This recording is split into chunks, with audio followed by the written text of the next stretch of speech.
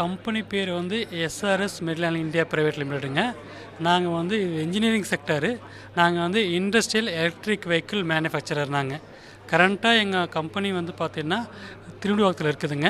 இப்போ வந்து நாங்கள் நியூ எக்ஸ்பேன்ஷனாக 200 கோடி இன்வெஸ்ட் பண்ணி ஒரு 800 பேருக்கு எம்ப்ளாய்மெண்ட் ஆப்பர்ச்சுனிட்டியோட ஓடம் சிப்காட்டில் லேண்டு பார்த்து அங்கே வந்து manufacturing facility, Greenfield facility, industrial electric vehicle manufacturing facility ஆரம்பித்து அங்கே வந்து மேபி இன்னும் 1 இயர்க்குள்ளே ஃபேக்ட்ரி ஸ்டார்ட் பண்ணி இங்கே வந்து நாங்கள் பிஸ்னஸ் பண்ண போகிறோம். கவர்மெண்ட்டோட ரெஸ்பான்ஸ் எப்படி இருந்தது?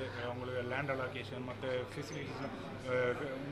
ஃபெசிலிட்டிஸ்லாம் பண்ணி தரேன்னு சொல்லி அஷூரன்ஸ் கொடுத்துருக்காங்க.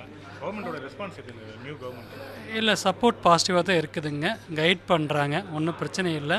இன்புட்ஸ் கொடுக்குறாங்க. கண்டிப்பாக வந்து ஒரு ஃபெசிலிட்டி பண்ணுறதுக்கு என்ன வேணுமோ எல்லாமே சப்போர்ட் பண்ணி தரேன்ருக்காங்க. ஒன்றும் பிரச்சனை இல்லை. சிப்காட் டீம்லேருந்து கைடன்ஸ் வந்து சப்போர்ட் பண்ணுறாங்க. கண்டிப்பாக பாசிட்டிவாக தான் இருக்குது. கவர்மெண்ட் டீம் வந்து நல்லா சப்போர்ட் பண்ணுறாங்க. தொழில் தொடங்குவதற்கான சூழல் இப்போ எப்படி சார் இருக்குது தமிழ்நாட்டில்? தமிழ்நாட்டில் பாசிட்டிவாக தான் இருக்குது. ஒன்றும் பிரச்சனை இல்லைங்க. இன்வெஸ்ட்மெண்ட் வரப்போகுது.